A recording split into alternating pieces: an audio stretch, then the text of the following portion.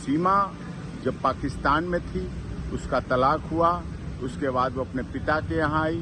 पिता की मौत के बाद सचिन से दोस्ती हुई। सचिन से दोस्ती के बाद उसने इस पाकिस्तान में रहते हुए सनातन धर्म ग्रहण किया। फिर नेपाल आई, नेपाल में सनातन धर्म के अनुसार विवाह किया। विवाह के बाद फिर पाकिस्तान गई, बच्चों को लेके नेपाल के रास्ते भारत आई। भारत में आकर फिर लीगली कन्वर्जन किया, हिंदू धर्म ग्रहण किया, जिसका हिंदू धर्म लीगल कन्वर्जन सर्टिफिकेट के आधार पर। उसके बाद पूरे रीति रिवाज परंपरा के साथ सप्तपदी फेरों के साथ विवाह हुआ। दूसरे वर्ष में जब उसने प्रवेश किया, विवाह के बाद से गर्भधारण हुआ भारत में।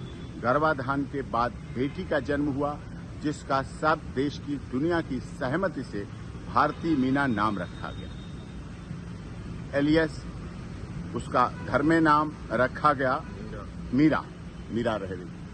अब इसके बाद सारी प्रक्रिया एटीएस लगातार पहले से अब में और कर रही। एटीएस जांच एजेंसी सारी कर रही है। पुलिस की निगरानी अब भी पहले भी शुरू से अब तक है। उत्तर प्रदेश पुलिस माननीय न्यायालय के आदेश पर सीमा सचिन मीना के घर, अपने पति के घर ससुराल में रह रही है, जो कि भारत में जन्म लिया, भारत का रहने वाला भारतीय है। देश के महामहिम राष्ट्रपति जी के यहाँ उसकी याचिका लंबित है। सारे ओरिजिनल डॉक्यूमेंट जो पाकिस्तान से लाई थी सब सीमा के एटीएस के पास हैं, जांच कर रही है।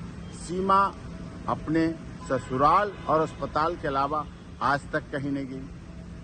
पिछले दिनों जब से ये पहलगाम घटना हुई, उससे भी एक दिन पहले उसके तीसरी नंबर की बेटी को वायरल फीवर की वजह से डेंगू हुआ। डेंगू में प्लेटलेट्स बहुत डाउन हुए। अभी भी वो बेटी के लिए दोनों पति पत्नी परिवार के साथ हॉस्पिटल में है, इलाज चल रहा है लगातार।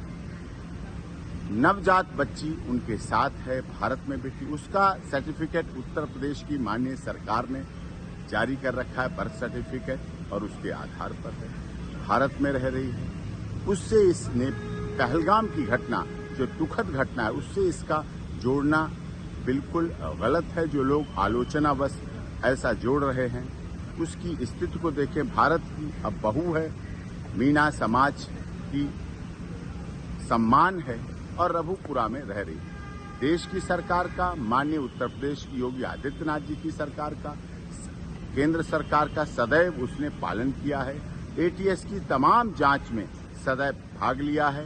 पूरी जांच प्रक्रिया चल रही है, चली है।